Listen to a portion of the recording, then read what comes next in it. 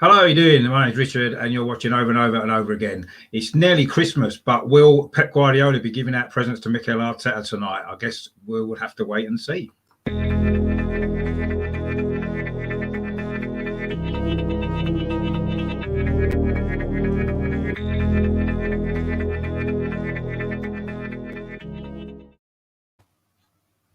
Hello, welcome back to Over and Over and Over Again, the Positive Arsenal channel.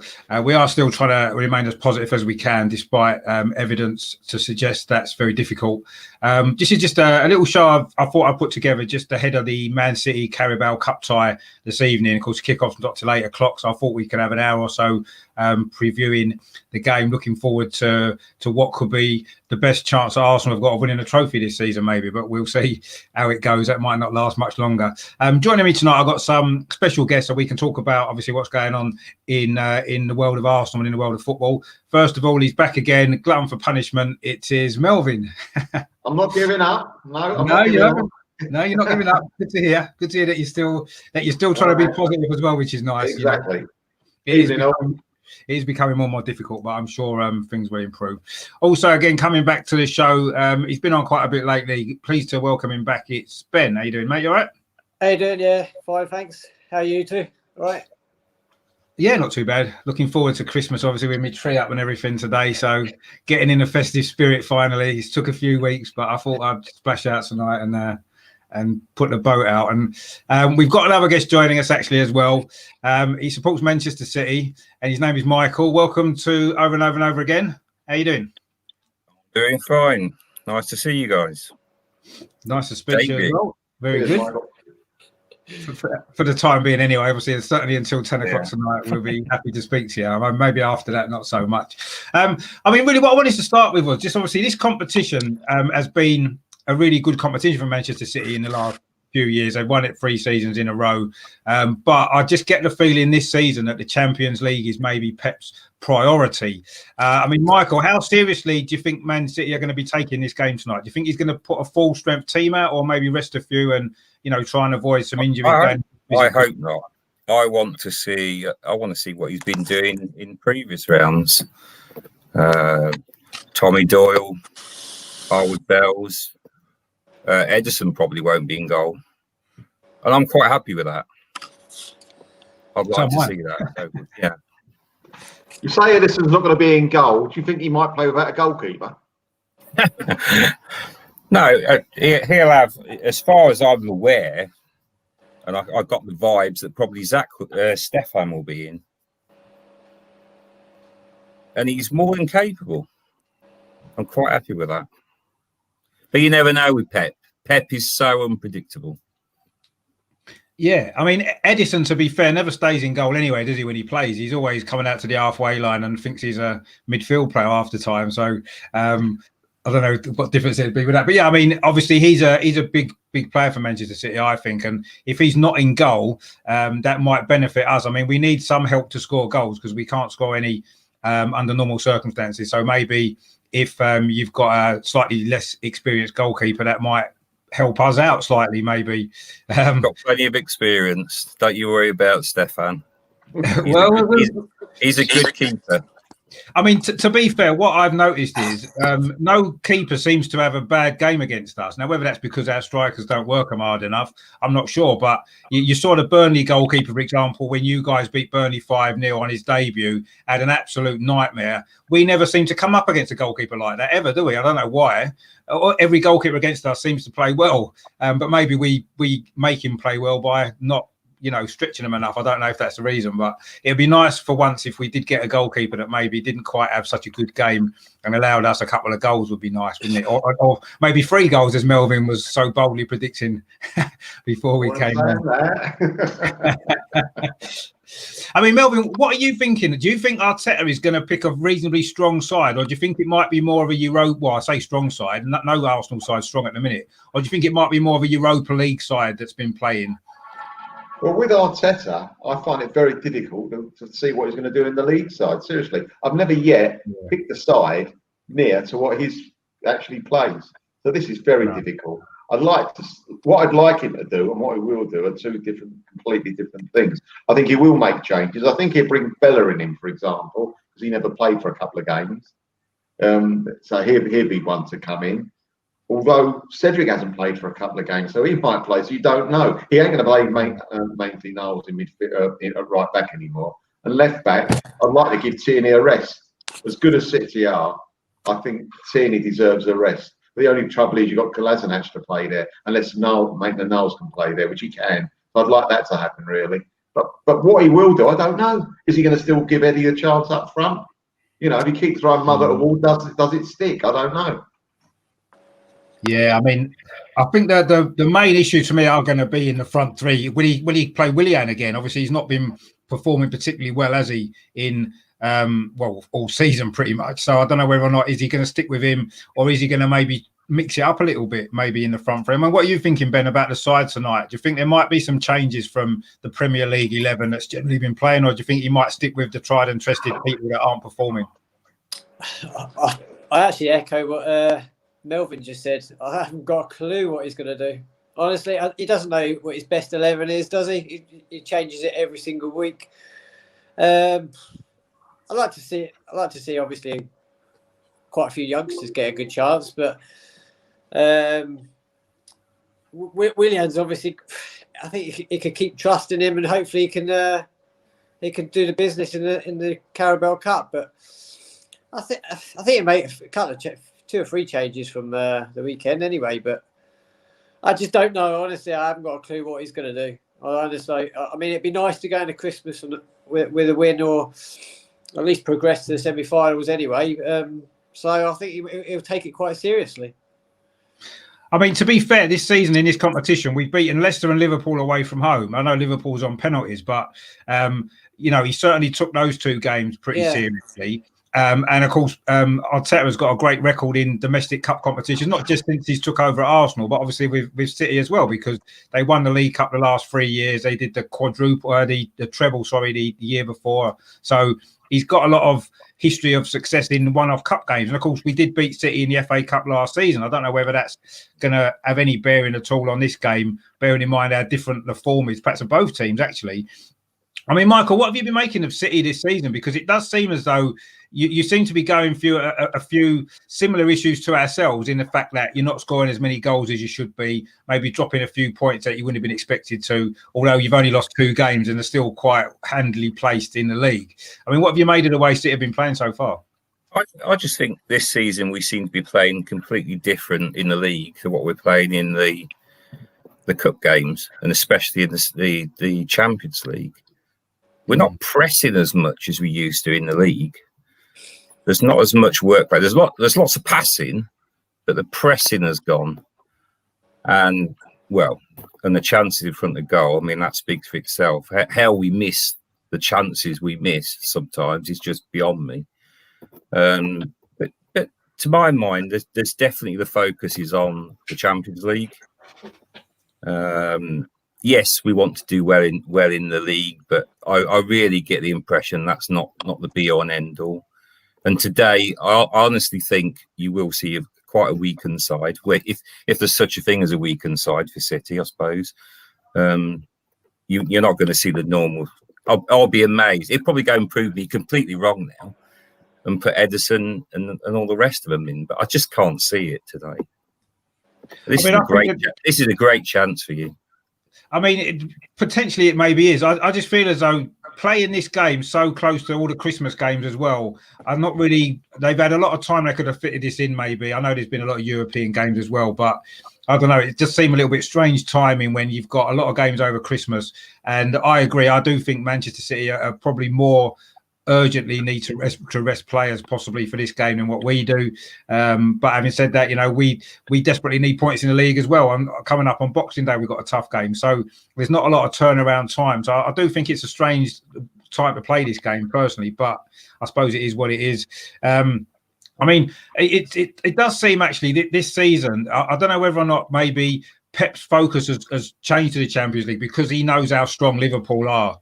And maybe he knows from last season to try and keep pace with them again, it's really difficult to do, isn't it? And they're looking already this season. I know they've maybe not been quite as consistent, but they're still top of the league, and they did score 7 goals at the weekend. I think that just underlines exactly how strong they are, and maybe Pep's sort of, like you said, maybe putting his focus into winning the Champions League, because that seems he's desperate to do that. I mean, I did want to kind of touch on, obviously, whenever Arsenal play Man City at the moment, it's always a Pep and Arteta kind of conversation, I suppose, because of how close they are. I mean, Arteta said yesterday in his press conference that he's in regular contact with Pep quite a lot. He gives him a lot of advice.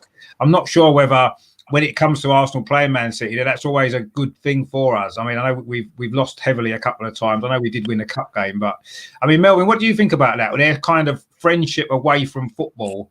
How do you think that kind of affects the way that we seem to set up against Man City? I'm apart from the semi-final, when obviously I know Arteta kind of got the upper hand maybe slightly on that particular day, but overall, I'm not happy with the fact that they do seem as though they're going around each other's houses every week and stuff like that. I know they're probably not in reality, but that's what it seems like. I'm not sure if that's a good thing. I don't think it's a bad thing. I don't think it's a good thing. I think it's irrelevant. I really do, because whatever the managers say to the players when they get over the line, they got to do it. You know, whether they have 2 cups of tea or 1, I don't think it makes a lot of difference. It's nice that there's respect shown. I've always liked respect between managers. And I think that's a great thing. I don't think they learn things about their team by chatting to each other. I don't think Arteta has to tell him that Jack is not the greatest player in the world for Pep to realise that. You know, I think they might be talking about certain tactics, and that's fine, about how they could both improve with tactics. But I don't think it's going to be to the detriment of either team to talk to each other. I think it's fine. But I don't think it's such a big thing. I mean, you say it's not to the detriment of each team, but do you not feel, I mean, maybe Michael can answer this more, do you not feel that maybe since the two have separated, that neither of them have been quite as effective as they were when they were together? Yeah, I'd go along with that, definitely. At the end of the day, getting back to what you were just talking about, Arteta's job's on the line. He's got to go for a win tonight. I think he's got to go for a win every game at the minute, hasn't he? He's got to get some kind of form going.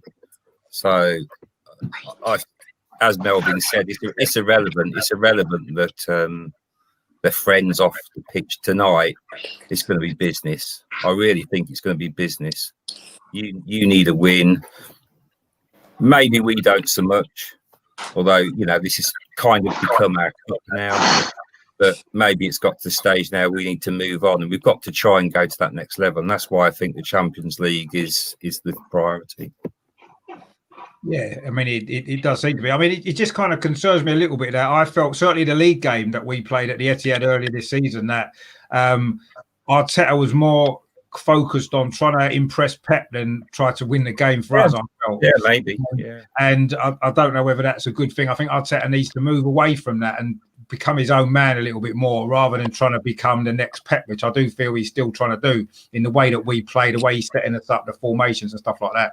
I don't know. I mean, what do you think about all that, Ben? Do you think that they should make it, that Arteta maybe needs a complete divorce from Pep for a while, get away and become his own man a little bit more? Possibly, yeah. I mean, especially with how the results have been recently. I mean, he's got to really concentrate on his own job. I mean, all right, yeah. You're getting ideas from Pep, and of course he would have learned a hell of a lot from Pep, being there for that period of time, and of course winning trophies. So the hunger with Arteta will be there to win every game. I mean, City won League Cups, FA Cups, leagues, and they wanted to win every game. So with that in mind, I think it's not a bad thing that Arteta's got that same mentality.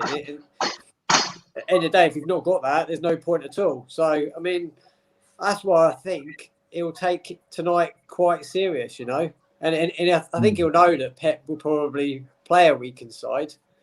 And he'll go that little bit stronger, I think, to like I say, go into Christmas on the back of a win. Well, yeah, I mean, obviously, what Michael just said there about Arteta's basically fighting for his job, isn't he? And in a lot of ways, he is. And I think if we do get through tonight, however we get through, whether it's on penalties or whatever it might be, then at least that way we've got a semi-final. It does give him a little bit more breathing space, I think. And, you know, then if we don't pick up decent results over Christmas in the league, then at least maybe he's got that to fall back on to, you know, as as a safety net, perhaps, to, you know, the season, because at least we're still in a cup. But I don't think the League Cup on its own is enough to save Arteta his job anyway. I think he needs to have a turnaround in performances in the league, certainly, and obviously results mainly. We're getting sucked too far into this relegation battle for me now. With Burnley winning last night, we're now only, a point ahead of them. They've got a game in hand. Brighton aren't that far behind us either. And it's worrying times. I mean, we could potentially be in the bottom three after Christmas and the New Year if we lose to West Brom, if we don't pick up result against Brighton. Say we lose to Brighton and West Brom. I mean, is that the end for Arteta if they were to be 2 results that we suffer? I don't know. I'm hoping it won't be, but also the way I look at it as well is if we do go out, I mean that clears the path for January to literally concentrate on the league. And looking at the fixtures, and not actually too bad on paper. And that's a good chance for us to get some wins under our belt. Obviously, having the Carabao Cup to keep momentum going if we are winning games, obviously that's good. But it means, because there's no Europa League at the moment, I mean, January is literally concentrate thoroughly on the league if we do go out. And the FA Cup, don't forget, of course, there's 2 FA Cup games in January as well. Course, yeah. So, I guess maybe having a 2-leg, is it 2-leg semi-final this year? Or is it just 1 leg because of all the, I don't know if there is 2 legs, is there, in the semi-final this year? There usually is. I'm not sure. I'd have to check anyway, that. Anyway, I mean, it's extra games, isn't it? It's 1 extra game or 2 extra games in what is going to be probably quite a congested month as well with the FA Cup, with Premier League games. But it is better to be in things than not. I always look at it. I mean, I don't know. I mean, I know, Melvyn, we like to kind of look back on a few previous meetings, don't we, when we ahead of the games. I mean, with Manchester City, obviously in the League Cup, we have actually met them. I think this is the 9th time we've met them in the competition in history. Going back to, I think 1978 was the first time. We had a lot of good success at the beginning, and then obviously the last few times that we've met in this cup, obviously Man City have beaten us. What I mean, you must have a few memories of games against City in the League Cup of you from previous years. Yeah, going back 1978, I went up to Main Road with my brother and a couple of mates. It was a horrible, dark, dingy night, raining, and all I remember is City battered us. We didn't get the ball. It was a muddy pitch, couldn't get the ball out of our half, and luckily we had a guy called Jennings in goal. He was everywhere. I think he was drinking a cup of tea at the same time. He was unbelievable. He was, you know, when he has those games, sometimes the goalkeeper has a game, you cannot get the ball past him, and that's how he played. We had a long, wet drive back, and we beat City 1-0 in the replay. It was 0-0 that game, because we weren't going to score. The only chance of getting a draw was if the other team, if the City don't score, and we beat them 1-0. I think McDonald might have been fouled and Liam Brady got a penalty, and that's one of my earliest memory in the League Cup. I don't think we played them in my time before that, but there was but just one other thing with Man City. When I was growing up, 1969, as you know, you won the FA Cup, right? And you beat Leicester 1-0. And I was invited. I used to do a car cleaning with my mate. We used to go around on Sundays and clean cars. And one of our customers says, "Do you want to come around next week and watch the FA Cup?" Why do you think he invited us round? And it was so special for us. You know why? Because it was not the first, but the second FA Cup in colour on television, and we'd never seen that before. Wow. And so they invited us round for Saturday, me and my friend. And when the picture went on, we saw Wembley with the green grass. It was like, I'll never forget that. I went, wow. It was like, that had been a Highbury. On television, everything was black and white for me. Just to see a colour television for the first time and watch the FA Cup final, it was fantastic. Now, that was good. I mean, I've got fond memories, not always on the league. As I say, if I'm going back years, it was FA Cup we played them a couple of times.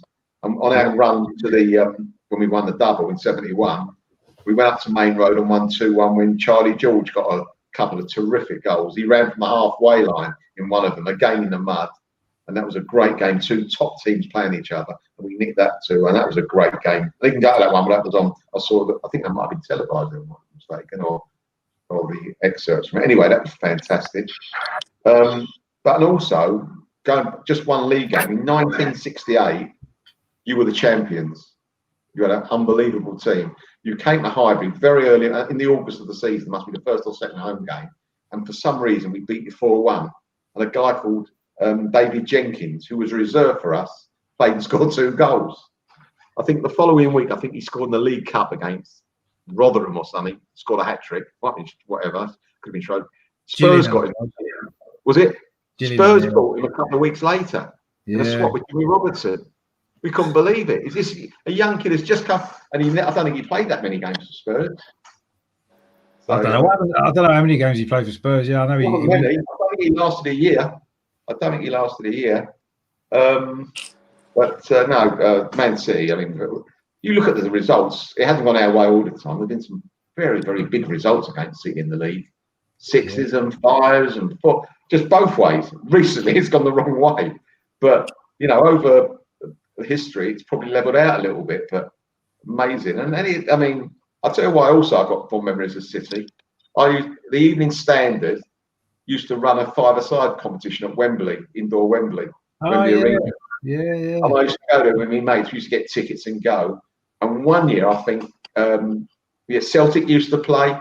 First of all, it was just London clubs, and they got all people around. And Celtic played, Man City played. I think Man City won it from memory. I haven't looked it up. But you had one player who kept scoring goals that evening, Neil Young. Do you remember that, Michael? Neil Young? I remember Neil Young, yeah. What a left foot he had. He was unbelievable. What's a shot? He scored the winner in the cup final as well in '69. But he was a great. I mean, they're great players. Great players. That's the trouble. You got to go back to that era when we were last sort of a good team. Yeah. Late '60s, early '70s. Yeah. Franny Lee and all that, Colin Bell. I mean, just roll off the tongue, don't they? Absolutely, definitely. Yeah. No, I mean, Man City, funny enough, at Highbury was my first ever Arsenal match against Man City, 1981. Man City had lost the FA Cup final the season before against Tottenham in the replay, that game when Ricky Villa scored that goal. Oh, no. And it was that sort of team. It was a season after that. So City had not a bad side, actually, at that time. But we did win that game 1-0. Raphael Mead scored Arsenal's goal. So I'll always remember that. Not that he didn't quite make much of a career, did he, at Arsenal, unfortunately? But he's always holds a special place for me because he did score the only goal on my first game. So that was good. And Joe Corrigan was in goal, actually, for Man City that day. So that was quite a good memory as well, because when we had a day at Man City when we played a few years ago at the Etihad in the sort of Legends Lounge, I think it's called. I actually met Joe Corrigan in there, which was quite good because he was in goal the first ever Arsenal match I went to, and I did tell him about that, but he couldn't really remember it. But I'm not surprised. All the games, that one probably didn't stick out much in his memory, I wouldn't imagine. But obviously, it was a big game for me. I mean, what about yourself, Michael? What sort of memories have you got against Arsenal? Not necessarily just in the League Cup, but maybe in general, going back over the years. Well, I mean, Melvyn's covered quite a few of them already, to be honest, from when I was a kid. I mean, because those were ones that I watched sort of on the TV. And my first sort of games I went to was back in, first game I think I ever went to was 73, 74, this league game. That was one away at Birmingham, because I got introduced to City actually by my uncle, because he used to work in Birmingham and he was a reporter. And he took me one afternoon, took me to go and see City against Birmingham, and that's how it all started, really. Because obviously I don't live in Manchester, I haven't really got a close affinity to the city as such, but that was it. And then it was kind of players like Mick Shannon. Mick Shannon was the one that sort of got me into City. A silly little thing like his goal celebration. Things like that. That's silly little things, but when you're that young, you get impressed by things like that. Like things like George Best's little turn thing when he used to go past players. I used to like that. I don't like admitting that. I loved George Best when I was a kid as well. It was touch and go. I nearly went United. Nearly. Ooh. I nearly went United, but when you're a kid, you can be swayed, can't you? Luckily, I avoided the dark side. Well, let's face it, Michael. If you had done that, you wouldn't have been on here tonight. So I know. That's a good point. It's pretty much unbelievable what's happened in the last sort of 10 years or so. The amount of stick I used to get at school because everybody else was United. Yeah. And I stuck with City all that time. I used to get so much stick. Yeah, well, I mean, I suppose it swings and roundabouts. I mean, Ray from City Fan TV has put the stats on. Arsenal have actually beaten City 98 times. I think that's quite a lot, isn't it? City have won 58 and 45 draws. So I suppose in history we've got the upper hand by quite a margin. Although I'm thinking the stats would have been even more in our favour maybe 10 years ago because there was a time I think we actually won 10 games in a row against Man City, home and away. Sort of late 90s into the early 2000s and stuff like that. So we did used to have a really good record, but obviously that's long gone now, isn't it? I mean, if we beat Man City once every 2 or 3 years, we're quite happy. So you know, but Mick Shannon's twirling up. Yeah, exactly. Yeah, we all remember that, don't we? Great memories. I mean, what about yourself, Ben? What sort of memories have you got of playing Manchester City? Obviously, not so much recently because we don't want to listen to all the defeats that we've suffered. Well, I suppose I'm a little bit after you, boys. I think my first trip to Main Road was 97. I think, pretty sure. Yeah. I think because I saw the. It could have been actually. It could have been no. It wasn't 98. Now, Man City weren't in the Premier League then, were they? In the late 1990s. I'm trying to think when it was now. There was two. I saw the one where we won. Is it 5-1? Wasn't it? Yeah, early 2000. 5-1. Yeah, that was 2002, I think it was. And then there was one. Before, one before that. There was one before that. We won 4-0. I think that was a night game, wasn't it? Was that the night game? That was the night game. Yeah. Freddie Ljungberg scored, didn't he? I think he might have scored. Really good night that. We scored early, I think, and then we just took over. We were 4-0 up at half time, I think it was that night. Oh yeah, no, yeah. Was that a 5-1? No, that was we won 4-0. The 5-1 was the following year. I think we were 4-0 up at half time in that 5-1 as well, actually. Yeah, we were after 20 minutes. We were 4-0 up. You know who scored for City that night? I can't remember, to be honest with you. No, I can't remember. Ex-Arsenal player, which we'll go on to later. Was it? I'll tell you it was. I can't think who it is. Anelka. Was it? Oh yeah. God, yeah, of course. I suppose those two obviously both of those two, but it was right in the middle of the big 10-game run. So I mean, that was good times for us then.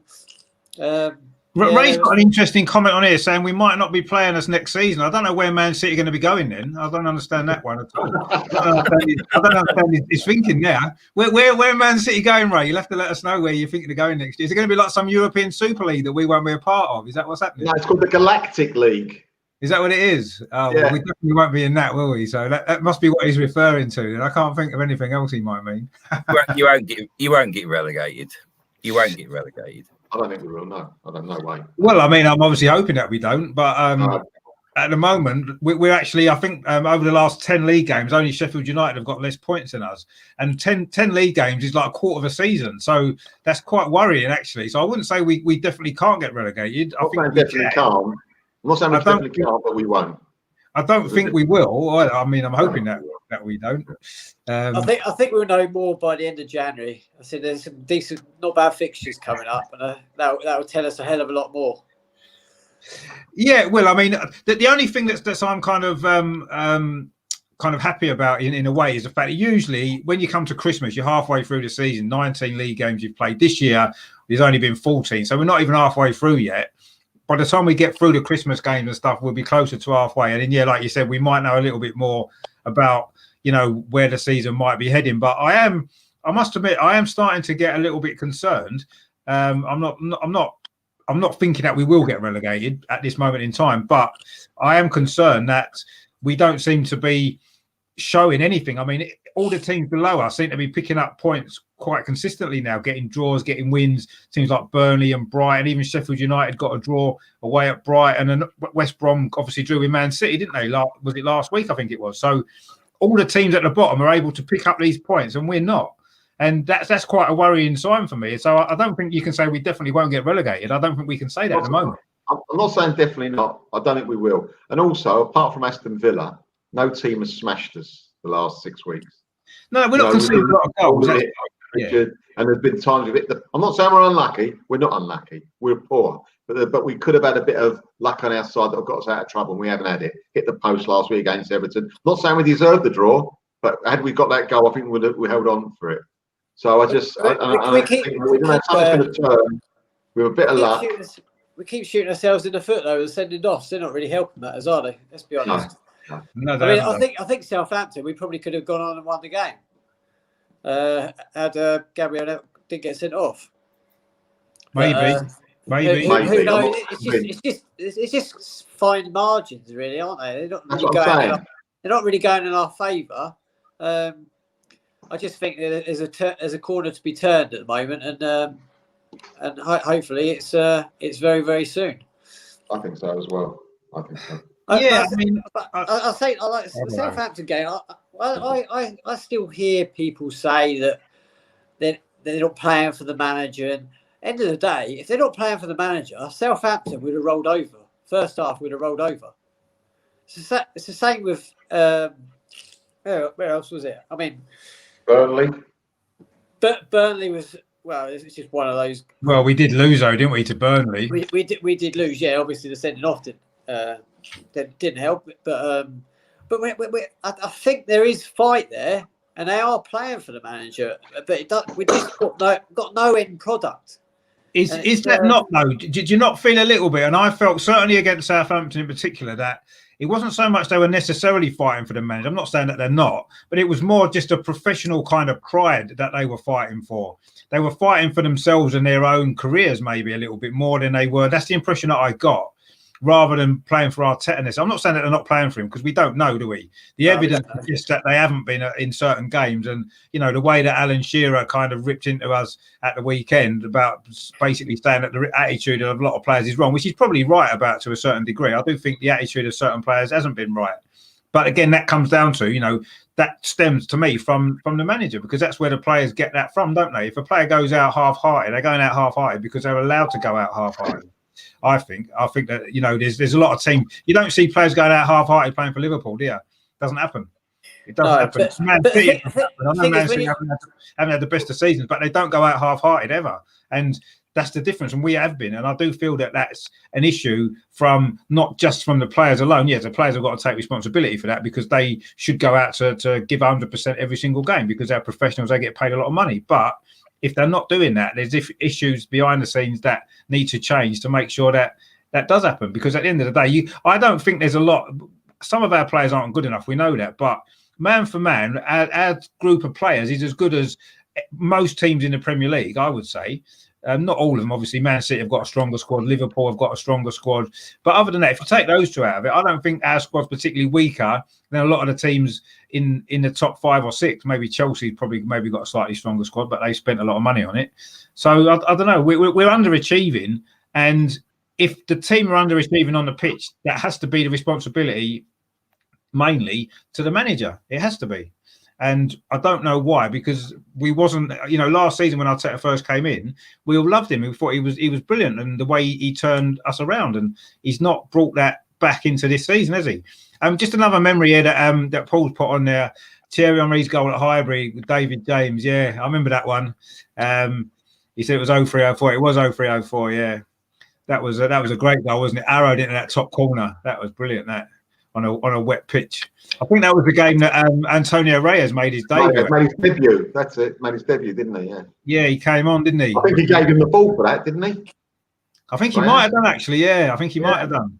And then he scored an own goal against Middlesbrough in that midweek straight after that in the League Cup. Do you remember that? Oh, that's right. Yeah. He scored an own goal, but he didn't prove to be a bad player in the end, did he? So, Jonathan, there's a party back in midfield on a consistent basis, and Uber will go on a little run of goals eventually.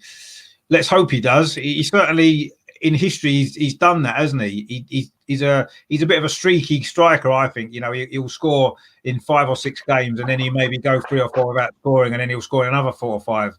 At the moment, obviously, he's not scoring the goals, is he? But I guess they will come once he's fit again and stuff like that. But I don't know. Maybe this is. The problem that we've had has been Aubameyang's been maybe covering up for a lot of the deficiencies that we've had over the last couple of years, and now he's not scoring. Suddenly, all those deficiencies have all come out in a big way, because without his goals, we don't look like we're going to score, do we?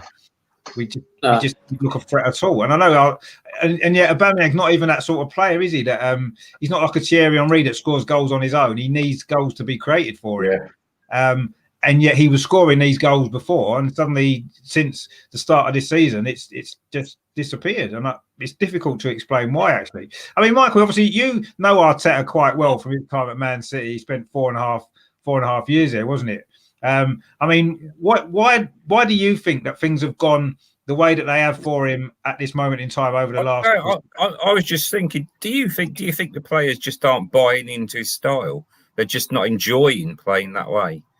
I just think that we haven't got the personnel to play that style. I just think the squad as a whole is just not. Yeah, and that's what I mean. And if they're not that sort of player that want to buy into it, do you think it?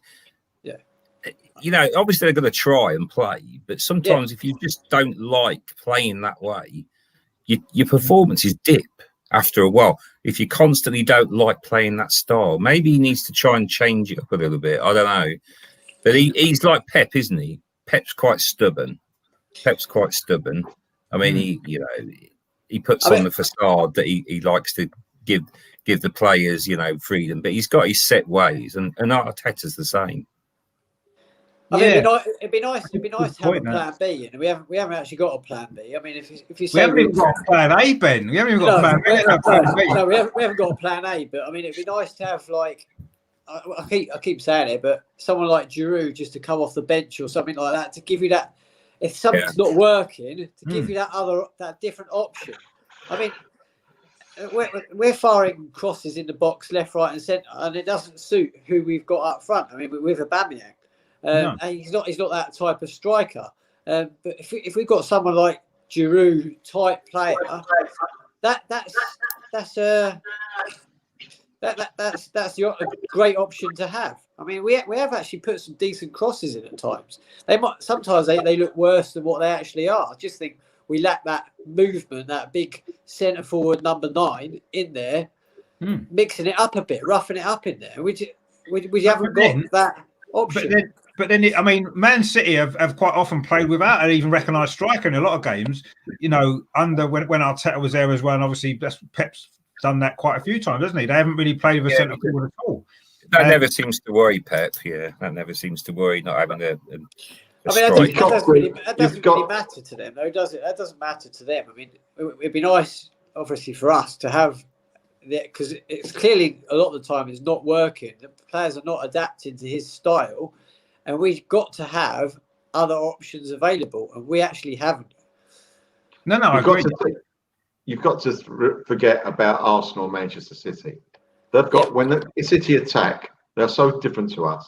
They might have 4 or 5 forwards in the box, or one on the edge of the box and in the box. We have one person, Eddie or Lacazette, whoever you like, with 3 defenders around him. There's no movement. There's nowhere in to go.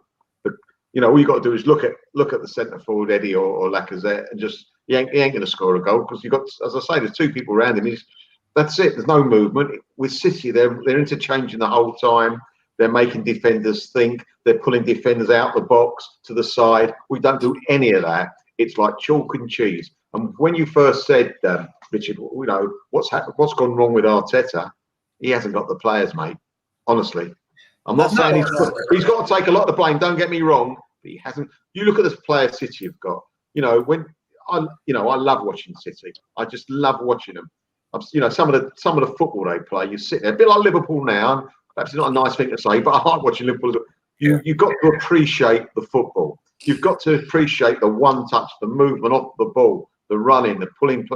We haven't got players like that. How many times does an Arsenal player get the ball and he's static? He's like this. Who wants it? Oh, I'll give it back. Because you've got no one running off the ball for him. It comes with confidence, but it comes with ability. And we haven't got, in a lot of positions, that ability that City's got in any position. You can talk about their right back, left back, whoever. They get the ball, it's controlled, and they know what they're going to do with it. And they've got options. And that is why, on a one-to-one basis, I don't know how we beat City in the semi-final. I really don't. It was like everything had to go our way. everything did not go their way, and it happened. Fantastic. But as a football team, we are so different. And if they had Giroud City, they wouldn't want a Giroud. No. You know, they wouldn't want a player like that. You know, as good as we would like it back now, because of the football they play, it's just terrific to watch. It really is. But we was the same back when we had look at the players we used to have with Rosicky, Hleb, Nasri, Fabregas. It was great. It was all interchanging football. And exactly what City do now. And if you look at us now, you're never going to get that. Never.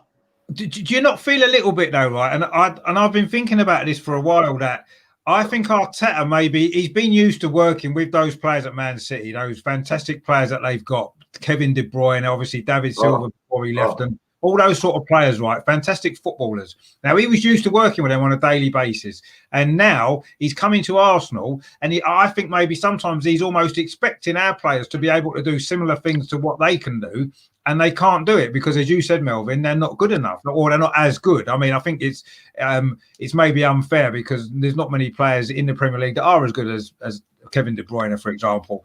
But having said that, I think maybe, I don't know whether that's affected Arteta's whole kind of mindset to it all, because he's had to maybe change. I mean, like you said, Man City don't ping crosses into the box for a big centre forward. Not under Pep, they don't. They used to when they had Dzeko and people like that going back a few years. But now under Pep, they've never done that.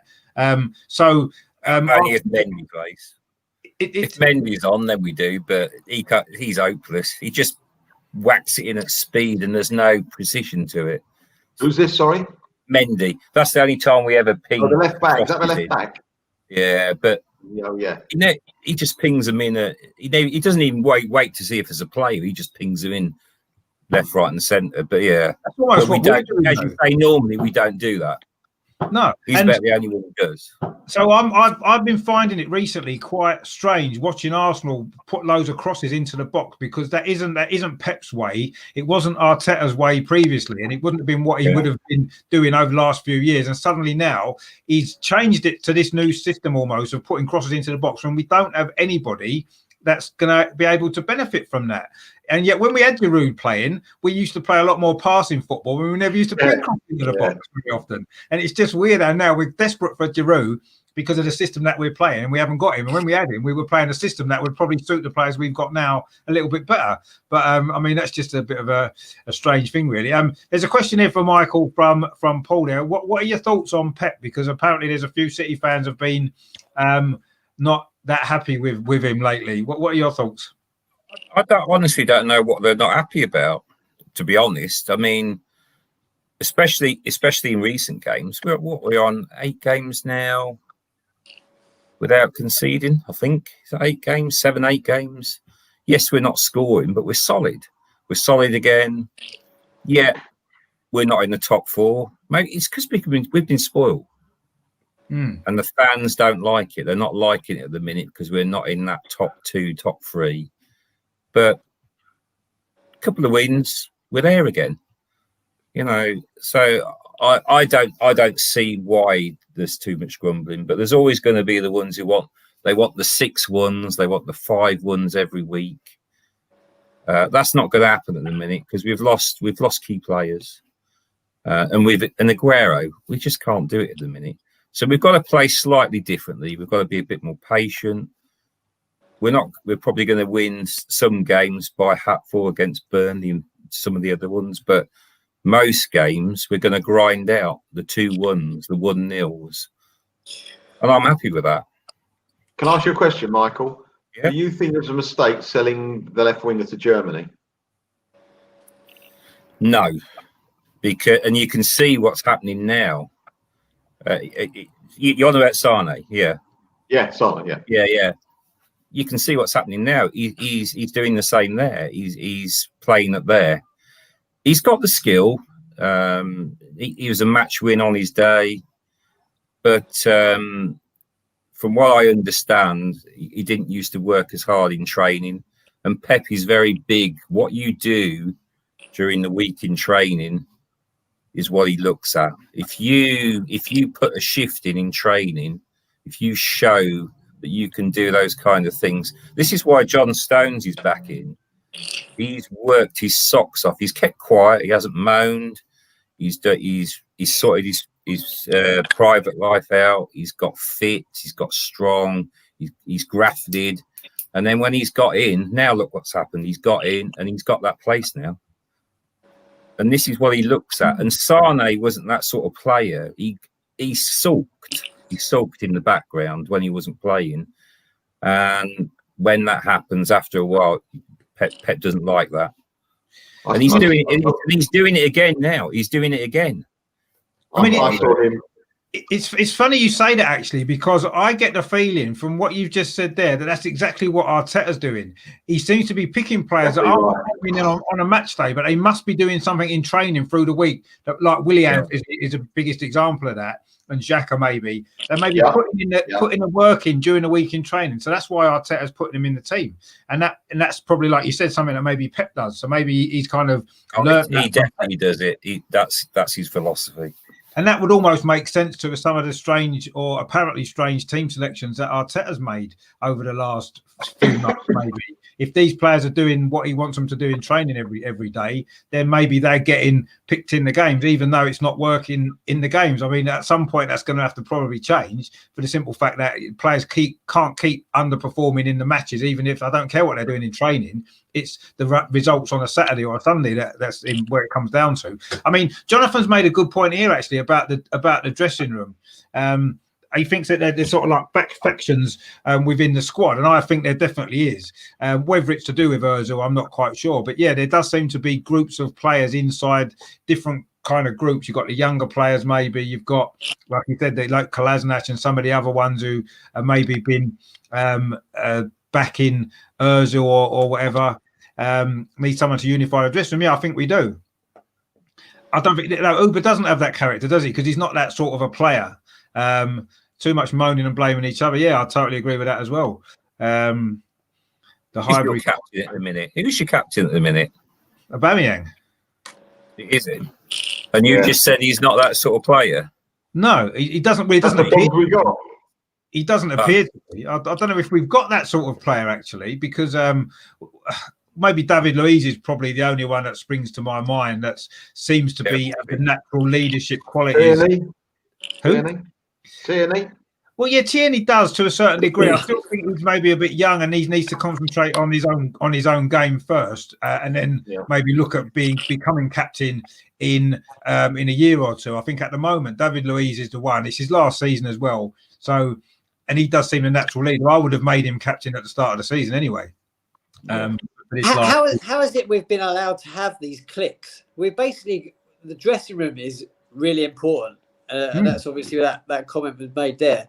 It's absolutely massive. That dressing room has got to be united, like together. The togetherness. We've got cliques of groups of players in their own little shells, like together. That should never happen. Never. And that boils down to me. If Arteta can't do it, he needs a little bit of help. And you need a ruthless captain in that dressing room. Hang on, this shouldn't happen here. Yeah, I mean, I think that there's probably little groups in most teams' dressing rooms, just because that's the nature of people, isn't it? You know, certain people get on well with certain other people, not with other people, and I do feel as though that in every single dressing room you're going to have a little bit of this anyway, and it is the manager's job to bring them all together, and maybe the captain to a certain degree. But I mean, if you look at Manchester City, for example, since Vincent Kompany went, they haven't had a natural kind of captain type leader, have they? You know, I think David Silva was captain last season, wasn't he? And you wouldn't say he's that sort of player. Kevin De Bruyne is a great player, but is he a leader of men, if you like? I'm not sure.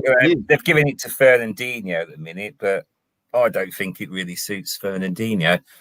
He's not a great example. The way he flies around and flies the tackles and the rest of it, and he can lose his cool at times. Yeah, we haven't got a really natural captain either. I would pick, if I was going to pick a captain, I'd go for De Bruyne, to be honest. But I suppose it all boils down to experience as well. You can't compare Arteta and you can't compare Guardiola, because look at this experience, the years difference.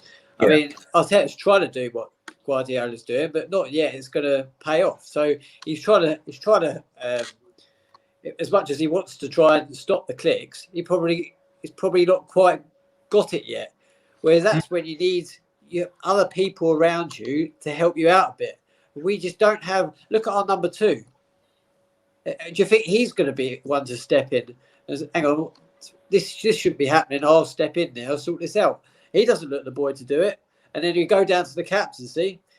Aubameyang is definitely not going to do it. And then who you got next? You got as experience for leadership. The next one you've got is David Luiz, and everyone says, "Oh, he can't be captain because he's ex-Chelsea." End of the day, David Luiz is more.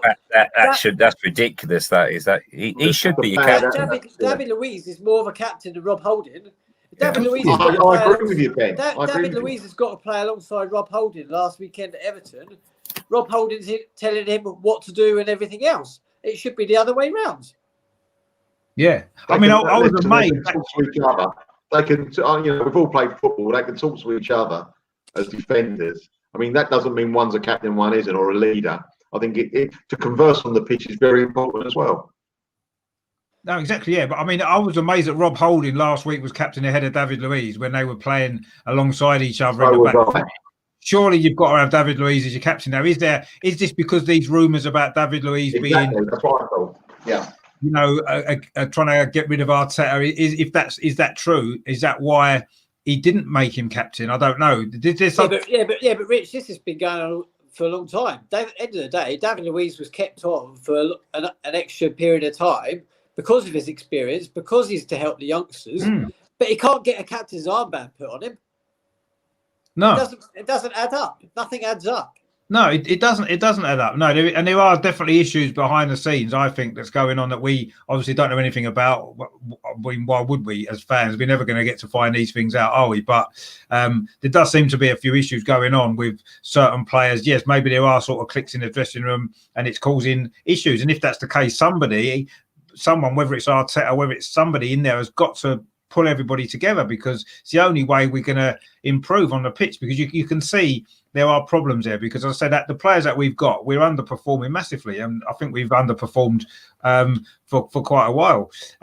Jonathan there, he said De Bruyne drives the team on. Uber on a bad day will shrug his shoulders. That's true, isn't it? If Aubameyang's not having a great game, he doesn't try to lift other people. He can't even lift himself. And I do think that's an issue when you've got your captain who's like that. I mean, Tony Adams, I know we can't really compare Tony Adams to anybody now, but when Tony Adams had a bad game, it didn't matter.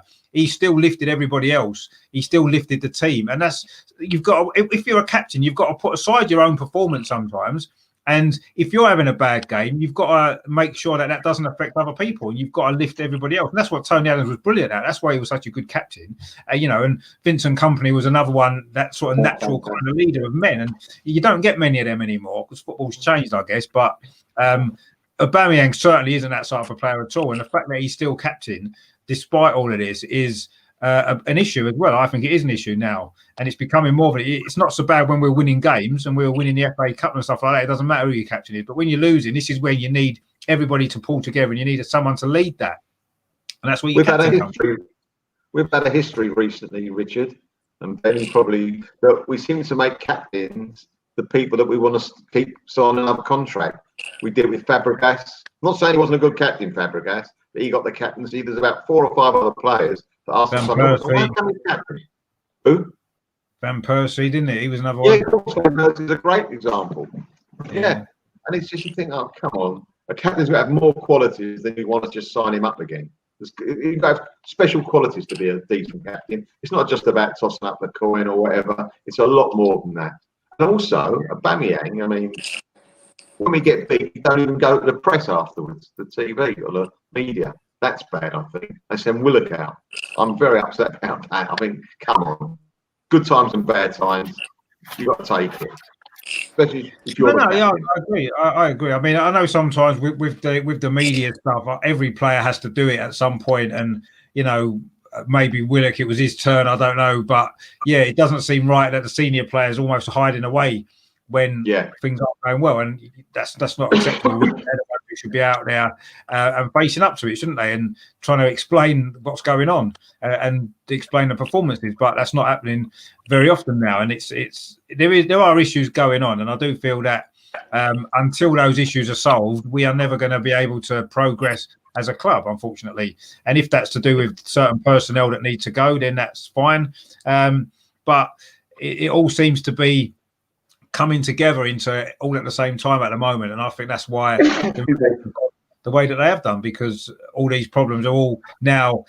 When you lose a few games, I suppose it's easy to focus on. Everybody focuses on the negatives, don't they? The players do, and everybody else does. And when you win a couple of games, it's easy to put all those negatives to one side, and it's easier to do that in those times. And that's, unfortunately, we're not in that situation at this moment. And if we win a couple of games, maybe things will change and it will turn. But it's where that's going to come from at the moment. That's what's worrying me.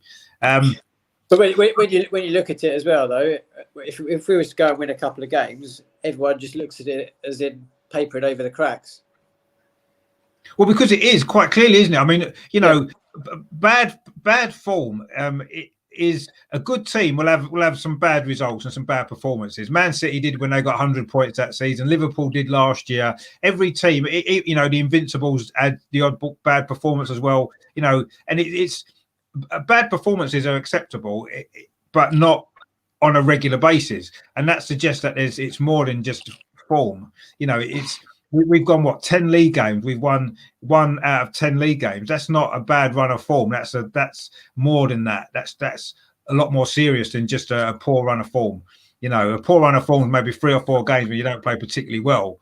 But 10 games with only 1 win. That's beyond that, isn't it? That's beyond that level, isn't it? It's something more, and that's where we're at now. And is 1 win or 2 wins going to put all that away? I don't know. We'll have to see how we respond. If we get a win or 2, let's see. At this moment in time, I'm not convinced that winning tonight is going to necessarily make a lot of difference to the next 3 or 4 league games. It'll help slightly, but it's a different competition. We've won in the Europa League, and then we've still lost at the weekend in the Premier League. And we've not built on a victory, have we, in the Europa League? So I can't see that tonight necessarily will do that. I think if we was to beat Chelsea, beat Brighton and beat West Brom, then that's different. We'll be, halfway up the league again and things will look a lot better. But I can't see that we're going to do that, really. I know Melvyn likes to look. I know we like to look back on players who played for both clubs and all this kind of stuff. Usually, I didn't have any time to prepare anything for this because I've been really, really busy since the weekend, and also I only decided to do this yesterday. So just thinking off the top of my head, there's only a couple I can think of. Obviously, Anelka was one that you mentioned. Tommy Caton was another one that was a tragedy, wasn't it? What a tragedy! Yeah, it was a tragedy.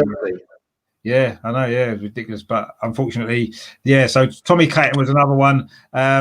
We won't mention Adebayor. Adebayor. Actually, there's quite a few. Look, you've got Gael Clichy, Samir Nasri. There's a whole list of them that Man City got from us in the sort of last 10 years or so. Bakary Sagna, yeah. I was gutted when he went, actually. I've got to be honest. I love Bakary Sagna. Great player. Yeah, he was, yeah. Yeah. Oh, yeah, he played for Man City, didn't he? Yeah, you can't forget Patrick. Oh, dear. Won the FA Cup. Colo Torre. Yeah. Yeah. Seaman. Who? Seaman. Oh, yeah, Seaman, yeah, he had a season there, didn't he, as well? Yeah, that's right. I remember when Fred Lumbo scored against him. That's right, yeah. We won all. See, Noel Quinn. Yeah. Quinny, yeah. Very good. Disco Brian Kidd. Yeah. That's a bit of an older one. And one of our greats, Rocky Rocastle. Yeah, I don't think he really did a lot for Man City, did he? He didn't stay there long, did he? Unfortunately, I don't recall many games. I can't recall many games even playing. He had a lot of injuries by that point, though, didn't he? Paul Dickoff, yeah. Paul Dickoff, he played for both. Paul Dickoff, yeah. There's 2 that I don't remember playing for City, but they say they did. They obviously did. Clive Allen. He was at the end of his career. Yes, he did. Yeah, he did play. Yeah, Clive Allen, yeah, I remember him playing for City. Yeah, he did. And Silvinho. Oh, yeah, Silvinho. The Brazilian left back. Yeah. Did he play for Man City? Can't remember what year that was. Now I'd have to look that up. He didn't play many games either. Don't remember Right, him. one more. One more that I don't think you might have heard of it, Richard, or you might have done, Ben. But I don't know if any of you heard of it. I never seen him play because I was too young, but the name always rang a bell. A back called Dave Bacuzzi. I know the name. I don't really know too much about it. Shall I tell you something now? Yeah, go on. What is so funny about all those players I mentioned?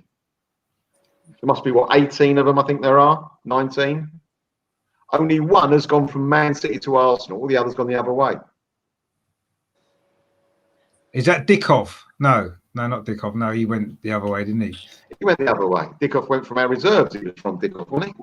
Is it Brian Kidd that went the other way? No, we got him from United, though, didn't we? Yeah, we got him from United, and he went. Oh, he went to City, didn't he? Yeah. I think they all went one way, apart from Tommy Caton. That's weird, isn't it? 18-1 or something. Caton, yeah. I remember when we bought Tommy Caton, just a couple of weeks before Terry Neal got sacked. That's right. We had I think we got beaten in the League Cup the night before we sacked him. I think we had to give the extra few quid because we just got beat by a very low, I think first or second. No, not it was Walsall. It was Walsall. He was in the crowd, Tommy Caton, because he was about to sign. Or he'd either sign that day or he was going to sign the next day, and we lost at home to Walsall. Right. It was that game, wasn't it, where we got beaten in the League Cup? Yeah, and then on the following, he signed, and then the following weekend we played West Brom at home, and we lost 1-0. That was his first game. He came straight into the side when we were a mess, and we lost 1-0. And then I think that might have been. Oh no, then we lost to West Ham the week after, and then Terry Neal got sacked. So he came at quite a difficult time, actually. Tommy Caton. Yeah. He didn't exactly arrive when things were going well, but he was another one who played in the first game I went to. That game in 1981, he played in that game as well. Tommy Caton. I think he might have been captain actually of Man City at that point. He was well rated at City, well rated when he was coming up. They thought he'd be the next England centre half for years. They were talking. Was it Malcolm Allison was the manager at that time? Sounds about right. Yeah, sounds about right. I'll have to check that. Yeah. And I've got one other. Great show. I think it was Allison. He said to him, he's going to be the next England captain and player for the next X amount of years. I'll tell you what's a very good connection between the two clubs. Someone that my father loved watching, and then he became a manager at Man City. Who was that, Michael? Sorry, repeat that again. He played for the Arsenal.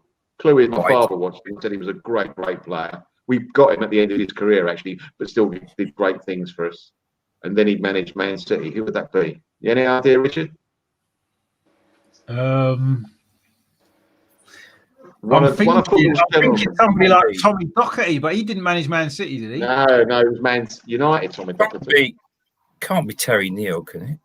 No, he never managed us, did he? He also played for Everton, this guy. Then I think we bought him from Everton when he's past there, but he wasn't past it. He was just class. Absolute. And his final game for Arsenal, he broke his leg. And they took him off on a stretcher and he was waving goodbye at the crowd. I know who you mean. Yeah, he was captain of Arsenal, wasn't he? For my dad said it was just very emotional because they knew that was the last going to see him as a player. Same name as a jockey. I should know, and it's gone. Oh, yeah. When you say it, I'm going to go, yeah. Yeah, you will, Mike. Yeah, I will as well. I know. Same name as an old jockey. Someone who used to be a good jockey years ago. It's going to bug me. It's bugging me already because I know who it is. I know he captained the 1950 FA Cup final win. I know that. I think he was, yeah. Because at half time, apparently in that game, we were winning 1-0, and they got out a whiskey for all the players. And that was at half time in the FA Cup final when he was captured. I think he did it. He got he got a jar of whiskey out, and they went round everybody had a whiskey at half time, in the FA Cup final. You better put us out of our misery. Go on, then, I'll tell you. Joe Mercer. Joe Mercer. God. Yes, of course. And you know what I loved about that? The story about Joe Mercer. And Matt Busby was manager of Manchester United, and he was manager of Man City. And him and the two wives just go out every Saturday night. Two rivals. How good was that? Well, apparently, Joe Mercer, when he played for Arsenal, he still lived in Liverpool, didn't he? And he used to live up there through the week. He didn't train with Arsenal; he trained with Liverpool, and then came down the weekend to play. He had another job, didn't he, as well? Yeah, he had a shop, didn't he? Yeah, I think shop sometimes. Butchers or something, didn't he? I think he owned a butcher like that. Yeah. That's amazing when you think about different footballers now. When memories. Hussein remembers Clive Allen playing for Man City and Arsenal. Here's one we didn't mention. I don't know if he played for Man City. Eddie McGoldrick. Yes, he's one of them. Yes. Did he play for Man City? Did he? I don't remember him playing for Man City, but he was on the list. I didn't read it out. Sorry, can't read my own writing. What year is that from? Eddie McGoldrick.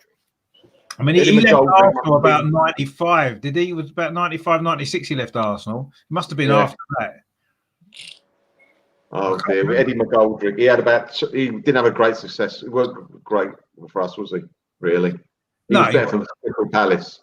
Yeah, a lot was kind of high hopes when we signed him, actually, because he'd linked up well with Ian Wright at Crystal Palace, and then it never quite worked out for him, did it? Unfortunately, I don't know why. Some players just don't work out, do they? Like that. What was it? Jimmy Carter as well. Do you remember when we bought him from Melvyn? Oh my God! Who did we buy first? Hold on, because there's a story there. Who did we get first? Jimmy Carter was first. Right. Do you know the story with the Arsenal away fans? You might have been at the games. I don't know. We got Jimmy Carter, and he wasn't quite up to it. Put it that way, right? He played for Millwall, Liverpool. I think we sold him at Liverpool. I think. Anyway, and then we got Eddie McGoldrick, who started quite well. The first few games, he looked quite promising, you know. Yeah. And then he didn't play very well. So the crowd used to sing, "There's only two Jimmy Carters." I don't know if you remember singing that, Richard, in your day, but that's what the away fans, what the Arsenal away fans used to sing. That's pretty good, that, because Jimmy Carter never quite worked out either, did he? No. But it's a shame. I heard about that song. I did hear about that. You heard that? I wasn't there. I wasn't there to sing it, but I did hear about it. It was certainly quite amusing, that's for sure. Brilliant. Yeah, no, I'm surprised you didn't write it, Ben, because you seem to like start most of the songs. So, well, before your time, I suppose, maybe a little bit. Was it a little bit? No, I didn't make that one up. Do you write songs, Ben? Ben does. Yeah, he's got loads of songs. I didn't know that. Yeah. I try a little bit of spare time now and again, just chuck a few up. You know, obviously we can't sing them at the moment, but you never know what happens in the future. One day, maybe. Hopefully, by that time, you should have a long list of songs that no one's ever heard before that you can just premiere at the first game we're all allowed to go to. That'd be good. I know. That's it. All in the locker, all ready to go. Yeah, be good. That you can it'd be like a concert, wouldn't it? Be like Ben in concert. It'd be good. I'll bring me triangle. Yeah. One big reunion and a big brass band. Yeah.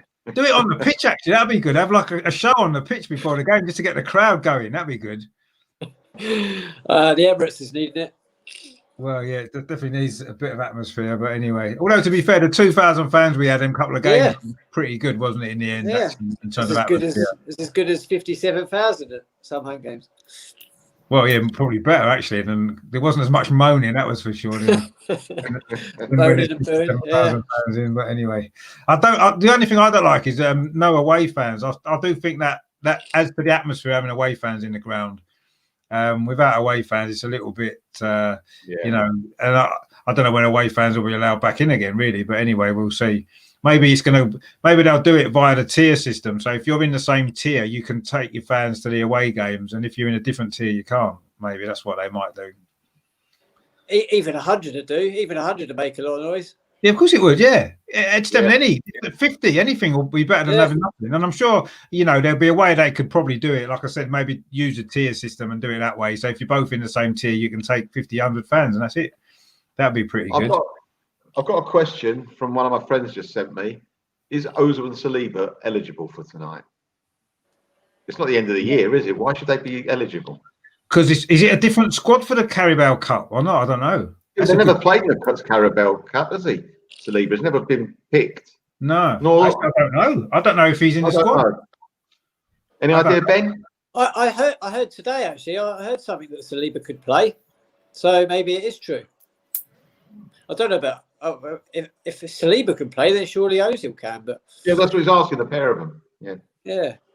Oh. Well, I don't know, actually. I don't know whether the Premier League, whether the Carabao Cup, whether that's just your Premier League squad or whether you can pick anybody from your players. I don't actually know that.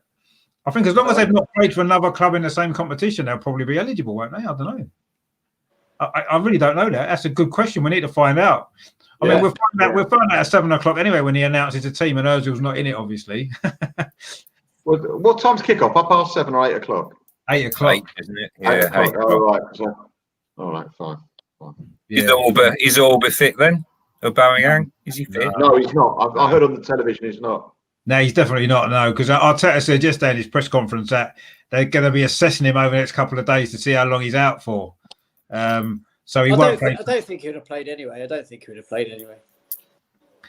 I think he might have done for tonight. I just think that I think Arteta, he's had good success in cup competitions. I think he would have played him if he was available and fit. I really do think he would have done, or he'd have definitely at least been on the bench. He wouldn't have not picked him at all, because I think the game he's going to want to win. It's another question for Michael from Russ.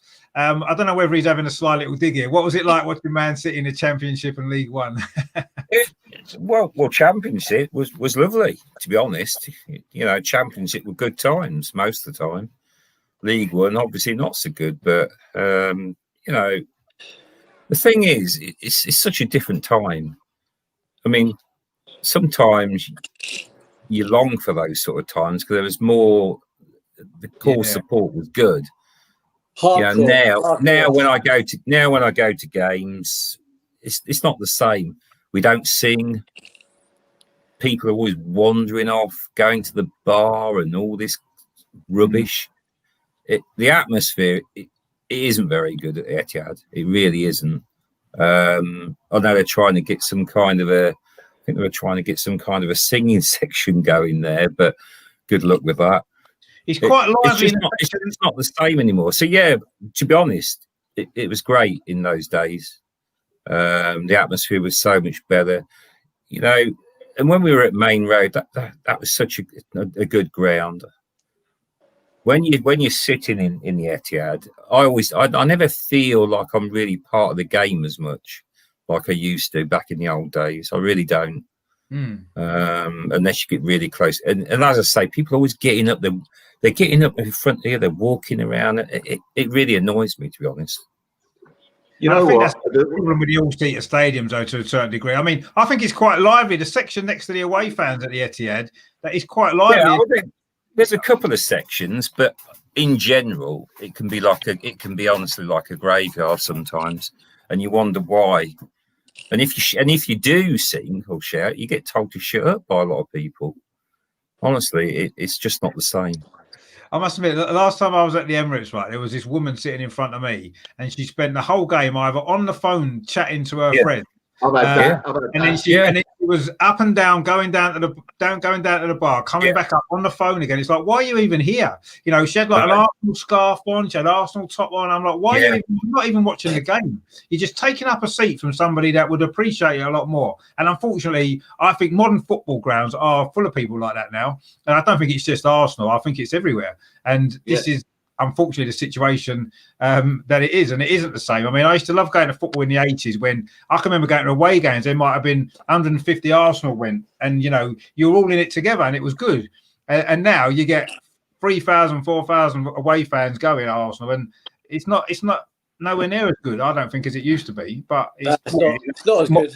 No, modern football is what it is, and we unfortunately now either have to lump it or not go, I guess. And it's more expensive now. It's more of a pain.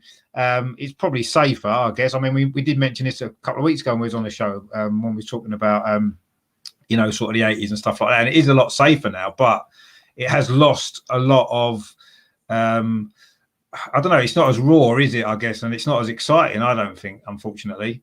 The odd game here and there is, but overall it's been watered down too much, I think. But anyway, City as soon as they've moved to a new ground, of course it's not the same as the old grounds now. And it is a shame that, I mean, that Main Road was one of the traditional old stadiums, wasn't it? And it was, it wasn't always a pleasant experience for away fans. I've got to be honest. Coming out of the ground there could be a little bit naughty at times, but it was one of the great old traditional grounds, which unfortunately there's less and less of them now. And even the ones that we've still got have changed. At Villa Park, for example, a great old stadium, which is still a great stadium, but it's changed from what it used to be. Like Anfield's another one. They're just not the same, are they? Even though they're the same stadium, they're not the same as they used to be. And the atmosphere's suffered everywhere, unfortunately, I think. But anyway, it's not going to go back, is it? We're not going to go back to standing again. We're not going to go back to how it was. We're just going to have to put up with it and see where things go. I mean, I think actually when fans are finally allowed back in again to the full kind of capacities again, I do feel that for a while the atmosphere is going to be brilliant, because I think everybody would have missed it so much that everyone's just going to go there and enjoy it. And they should. I yeah. hope so. Yeah, and I think for a while, I don't know how long that will last. It'll be like, there'll be a massive buzz about it for a while, and then eventually it'll die down again, probably. But I think for the first 6 months or so, it's going to be really good to go again, because I just feel the atmosphere will be a lot better than they have been over the last 10, 15 years, really. So let's hope it is, because it'd be great to experience a little bit of the old days slightly, if we can, to a certain degree. It won't be the same, but it's maybe as good as we're going to get, perhaps. What I want to do is maybe just kind of run through quickly what we expect the lineups to be. I mean, they'll be out in about a sort of 45 minutes or so. What I know is it's difficult, like we've said already. Arteta's difficult to read. Pep's quite difficult to read.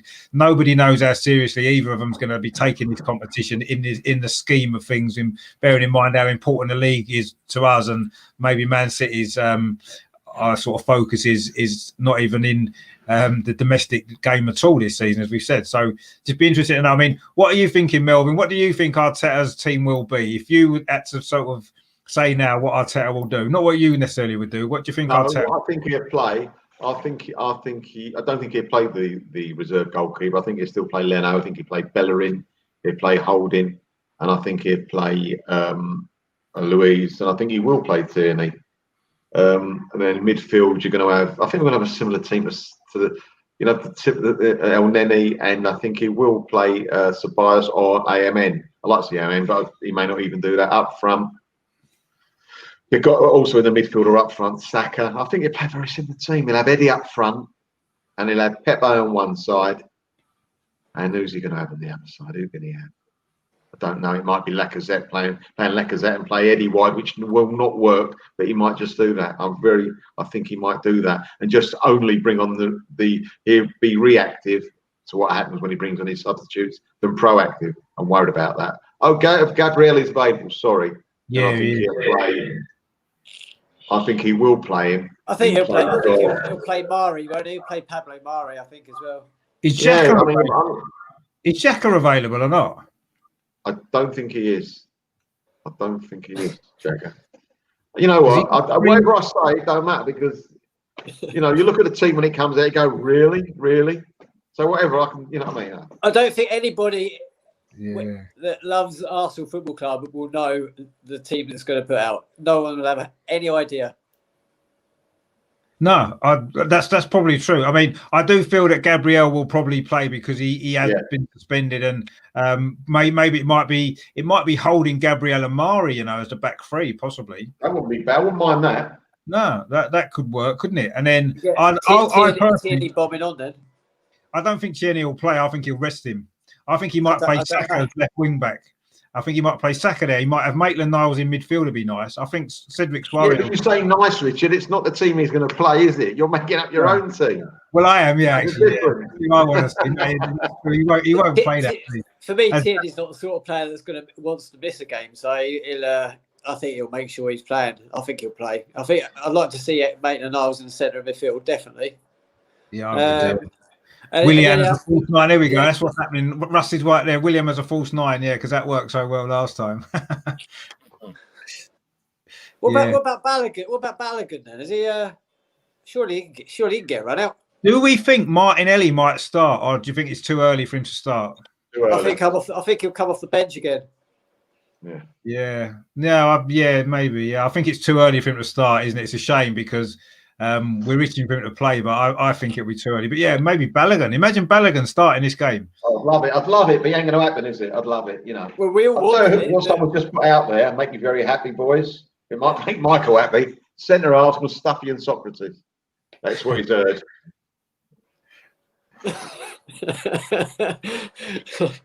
That's why Man City don't need to play centre forwards when they play against us, because our defence is like you don't need any centre forwards when you're facing that defence, do you? Hussein seems to think we should play the kids because we've got Chelsea coming up. Yeah, we have, but I don't know. It'd be nice to be in a semi-final because we seem to be in at least one semi-final every season for the last probably 6 or 7 seasons, actually, when you look at it. So I like being in a semi-final, so I want to win, actually. So it'd be nice to pick a reasonably strong side. We want to play well at home, and we want to win at home. And I just think he's going to take it pretty serious. I really do. Well, I hope so. I want to see a strong. Well, I say a strong team. Have we got a strong team? I want to see a team, not necessarily a Europa League type team. I want to see a team that we would be happy with if this was a Premier League game. I want to see that sort of a team as opposed to 6 or 7 kids. I mean, Smith Rowe. I wouldn't mind seeing him in the team actually, or certainly on the bench. Definitely. Love seeing play for quarter now. Well, yeah, but I don't know. These are the sort of players that deserve an opportunity, maybe. But I don't want to see too many young players thrown into this game because I do want to win. And I feel as though we've got more chance of winning if we play a little bit more experience with certain players. Obviously, not necessarily Willian, for example. I wouldn't play him, but no doubt he will play. I mean, Michael, what are your kind of thoughts on the City team? And do you think... pretty much like I said, I think it will be Stefan in goal. I don't think it will be Ederson, purely because they want to give him a rest. And he's quite loyal because Stefan played in the other round, so he tends to have a goalkeeper for the Carabao, and he sticks with it. So I expect Stefan to be in goal. The back four, you never know, but with Stones in the form he's in, I think he'll stay in. And then it could be anybody really anybody else in the back four. Maybe Mendy will get a run out. For this one, he'll try and play some of the players that haven't been getting games, and maybe Mendy. Aguero may. I mean, I've just been looking at sort of predicted lineups, and they've got Aguero started. I don't think he will start. He's really struggling at the minute. I think he'll come on, but I'm not so sure he'll start. He always scores against us as well, so he probably... I mean. Torres should play up front. I think he'll be up there, and I think Sterling. Obviously, De Bruyne will definitely get a rest. He needs it. He looked absolutely knackered the last few games. Sterling will probably get a rest as well. So you probably see Mahrez, and obviously we all want to see more Foden, but. Honestly, it could be anybody. There's so many different permutations that he could go with. Still a lot of quality, though. Imagine having a squad that good that it doesn't matter who you play, you're still going to win. Do you know what I mean? Imagine being in that position. That'd be nice, wouldn't it? But to be honest, sometimes that's a curse for us. I think I would love us to be a bit more. He's got too many players. He's trying to please everybody. And this is why we don't get the consistent results sometimes. I'd love him to decide who is his best team and not always try to say, oh, well, I haven't played this player, so I'll give him a game in the Carabao, I'll give him this, I'll do this. But that's the trouble with contracts and everything and all the rest of it. He's got to play certain players for certain games, and it all comes into that. There's just too many players.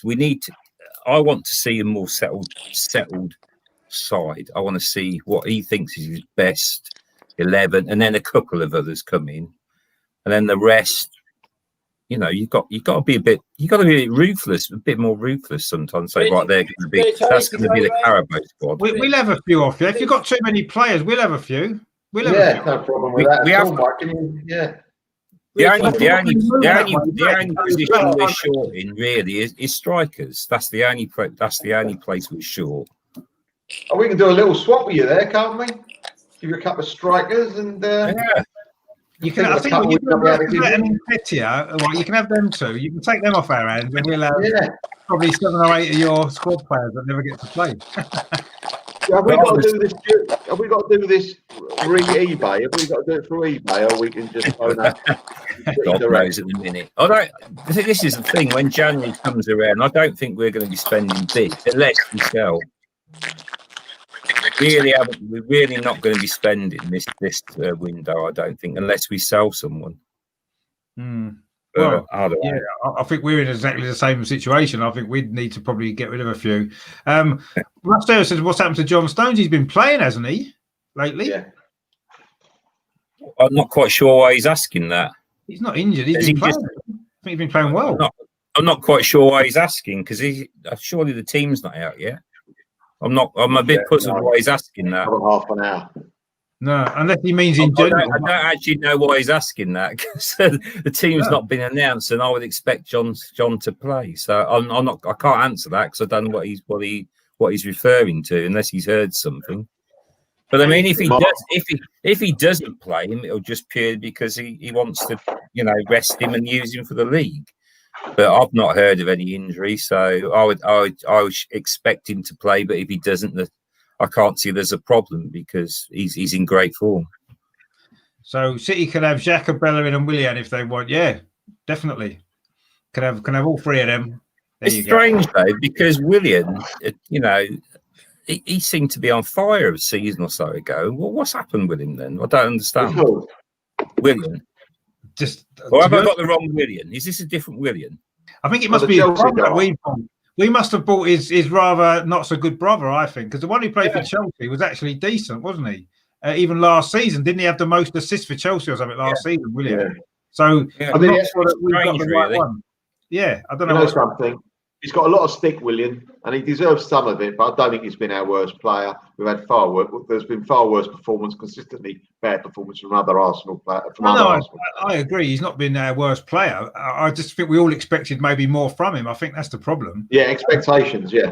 Yeah, and I think that he hasn't done it at all. Really, he's had one or two half decent performances. We're saying about Xavi wanting to manage Arsenal. Well, I don't know if he does or not, but. He's not got a lot of experience either, though, has he, in management? So I'm not sure whether that would be what we need at this moment in time. I think if we were going to get rid of Arteta, which hopefully we won't, hopefully he can turn it around. But if we were, then I'm sure we would be looking to bring in someone with a bit more experience.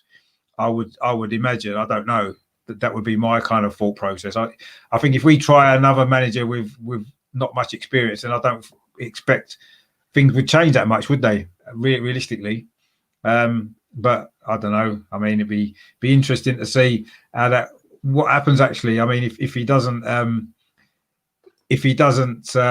Arteta doesn't turn it around quickly soon, then we may well be looking for another manager, because it is a results business. I think Arsenal have backed Arteta, and I think they have backed his ideas, and that they promoted him from head coach to manager. So I do think they've got faith in him, but the more the results carry on the way they've been going, you can't carry on like that at a club like Arsenal. You just can't, unfortunately, and it'll be a shame. But let's hope he can turn it around.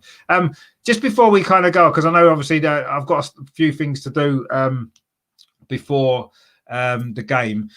What are the score predictions going to be? Ben's come back now, just in time for the best part of it. So, Melvyn, if we start with you, what do you think the score is going to be? I know it's difficult to know without the team out. Sorry, lads, I'm back now. I'm guessing. Obviously, without the team, I think we're going to get beat 2-1. 2-1, right? Okay. Yeah. No. I mean, that's probably quite optimistic in reality. But anyway, Michael, what are you thinking about the score then for the game tonight? The way we've been misfiring in front of goal, we'll probably have 20 chances, score 1, and then you'll probably score 2. Knowing our look, but I mean, you'd expect us to get a couple. We're starting to come back into form, so I'm looking for something like 2-1 as well, I suppose. I think it'd be quite cagey to begin with. Yeah. And I don't think Arteta's going to go hammer for tongs at us. I think it's going to be quite a cagey game to start with. I think it could. It's not. You'd expect us to either thump you or You know, it's going to be one of those weird games where we probably have loads of chances and you win. It's not beyond the realms of possibility because we seem to have that capacity to sort of have loads and loads of chances and yet lose or draw games. So, yeah, I mean, I'll go with 2-1 for us. Well, Hussein has said it's going to be 2-1 to Arsenal, so he's a bit more optimistic. Ben, what about yourself? How optimistic or not are you for this game? Well, basically, you're guessing the team selection, aren't you? So, I mean, I'll go positive. I'll go positive, and that we'll go through on penalties. Yeah, one each at 90 minutes, and we'll go through on penalties. Yeah, I mean that wouldn't be beyond the realms of possibility. I mean, in my video yesterday, I did predict that Arsenal would win 2-1, but I think I was feeling a bit optimistic yesterday, and that was yesterday.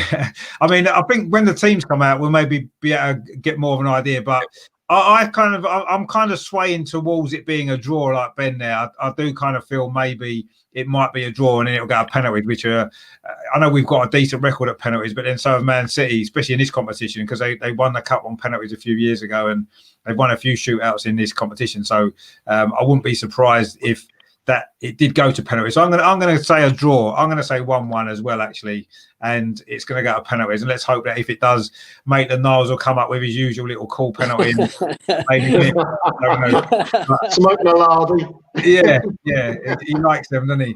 Russ is very confident, unsurprisingly. Russ has gone 2-0 to Man City. We don't want to hear that, Russ. Come on, it's positive. We're trying to be positive. And he said he meant Ake, not John Stones. He meant Ake because he's not been playing, has he? I don't think there's anything up with Ake. It's just that it's quite difficult. He's got a lot of players to choose from. Ake may well get a game today. Yeah, he may well get a game, but he's getting a partnership. There's a partnership now, really, between Stones and mine's gone blank. And is it Laporte? Was he injured? No, not Laporte. Why's my mind gone blank? But Stones has got a shoe in there now. He's in there, but Ake could well be in for this game. He's got to give him some games. He's got to give him some game time, and this could be a good one. So there's nothing wrong with Ake. There's no conflict or injury or anything. It's just trying to fit game time for everybody. He's got a lot to choose from in the back now. Strange. We had that for the time. We did seem like we had enough defenders, but now we've actually got quite a good crop, and people are back from injury. So we've got a fair few to choose from. It's just that. Yeah, I mean, obviously, when you bought Ake in the summer, that was considered to be a really good signing, wasn't it? For that reason, because a few defensive issues that Man City. I mean, the port was injured, and we were struggling, and Stones wasn't in form, so we were in a defensively we weren't great, but that isn't our problem now. It's up front. Yeah, well, we know how that feels because we've got even more problems up front. But so two teams that can't score, I guess it's not going to be a 3-3 draw, is it? I suppose that's the one thing we can look at. Which a 3-3 draw. It was on this day 2 years ago. We drew 3-3 with Liverpool, if you remember that game. Fantastic! When we were shooting down, and we scored 3 goals in 5 minutes. You remember? Yeah, couldn't hold on to 3-2. We're 3-2 up. Just couldn't hold on. What a great game that was. Made a bit of a mistake for the equaliser, didn't he? I think it was his fault. I thought it was. He pushed it up into the air, didn't he? And it went and looped over into the goal. But yeah, I don't think it's going to be a 3-3 tonight, unfortunately, as much as it'd be good to watch. But I mean, I wouldn't be surprised, I say, but I'm going with Ben as a draw on penalties. But who wins a penalty shootout? I'm not even going to try and guess that because they're just luck, aren't they? Really, at the end of the day, we've got a good record, but who knows? If Edison's not in goal, that might not. Five Maitland Niles, we'll win it. No bother. Well, yeah, that's true. Yeah, we do need a few more Maitland Niles. Yeah, can't be any more calmer than him, can you? Let's be honest. No. Well, I'll give him the final penalty though, because he's the one who's going to keep his nerve, isn't he? You know that much. And the good thing is as well, he never puts them in the same place, does he? So the goalie's never going to be able to read him because he's never gone the same way on any of them. They're all either he's done one chip down the middle, he's put one in the left corner, he's put one bottom right, he's put them everywhere. You never know what he's going to do. So yeah, he's definitely going to score. If it goes to penalties, we guarantee Maitland Niles will score his one, but whether it's enough or not, we'll have to see. Well, thanks for coming on, guys. Anyway, it's been great actually. I was a little bit unprepared for this just because it was a last minute thing really yesterday, and I've been too busy to really prepare. But anyway, I thought it was good anyway. I've enjoyed it. It's been nice to have a chat about the game. Just thanks to everyone in the chat as well for the comments. A few people, Ren at the beginning, Rami, obviously Ray from City Fan TV. I might be going on there after the game actually, if I'm not too depressed by what's happened. Paul was in earlier as well, Jonathan, and obviously Russ as well, Hussein. They're usually in as well. So it's good for you. Thanks to everyone for your comments and stuff as well. I say thanks to you guys. Melvyn, if we start with you, where can people find you on social media if indeed you want them to? On Twitter, Melvyn, the only way is Arsenal Marks / I hope so. I hope I'm still like that in a few weeks' time. No, we'll be. I've been through some rough times with Arsenal, don't worry. I'm with them. Come on, let's go. Yes, indeed. Let's be positive. And Ben, where can people find you if you want them to find you, unless you want to hide away? Yeah, if you want to find me, just at Clockend Ben 30. It's normally a positive post or a song, so that's what you're going to get. You are probably, actually, I've got to be honest, you are probably the most positive Arsenal fan I know. I've got to be honest. We lose 6-0 and you'll find some positives to find in it, which is great. No, I'm more realistic than I am positive, I'd say. I'll say it how it is, but we all know the problems at the club anyway. So, but I'll try and remain positive as much as possible. Yeah, you do. I'd say you're probably one of the most positive people that I know, so which is good, and I like that because I'll try and steer away from too much negativity on Arsenal because there's enough of it about on YouTube and elsewhere. So if we can avoid that as much as possible, that's always good. And of course, it's been a pleasure to have Michael on, the Man City fan. Where can people find you on social media if you want them to? I don't want them to too much. To be honest, I want to stay off social media. I'm always arguing with you about stuff, but we won't go into that. Yeah, it's always about that. Yeah. No, it's always enjoyable anyway. I like a good discussion, a good debate. So long may they continue. I know a lot of it's tongue in cheek as well. Well, it's good to. I think it's good to explore different things, and it's nice to get different opinions on things as well. And it's always interesting to keep things. If everyone agreed with everything all the time, it'd be quite a dull world, wouldn't it? Let's be honest. So it's nice. Absolutely, yeah. It's nice to disagree about stuff as well, which is good. So, but thanks to all you guys for coming on. Hopefully, we can all enjoy the match. I'm doing a watch along actually. I'll be live in about just over an hour. I'm going to go and have something to eat and then come back and do that. So hopefully it will be not too distressful for me to sit through another 90 minutes of Arsenal. I'm still doing it anyway, so it can't be doing me too much harm. Cheers, Russ. Thanks for watching. And Hussein as well. Again, thanks to you guys for watching and supporting the channel. And if you haven't done so, please subscribe as well on YouTube if you haven't done, and give it a like as well. And come back in, say, about an hour or so, and I'll go live for the watch along, and you can be depressed along with me when we lose, or maybe not. We might surprise everyone. Who knows? We'll have to see. But anyway, thanks. I say thanks to everyone for watching. Thanks for you guys for coming on. And as always, of course, going into this cup quarter final, it's a big game, isn't it? It's a cup quarter final. Let's be excited because it's not the big cup, but it's a cup that I want to win because we've not won it for ages. And Man City have won it all these years in a row. So it's about time someone else won it, isn't it? So let it be us this year. So come on, you Gunners. Come on, let's win. Speak to you again in about an hour. Nice to meet you, Michael. All the best. Cheers. All the best. Bye.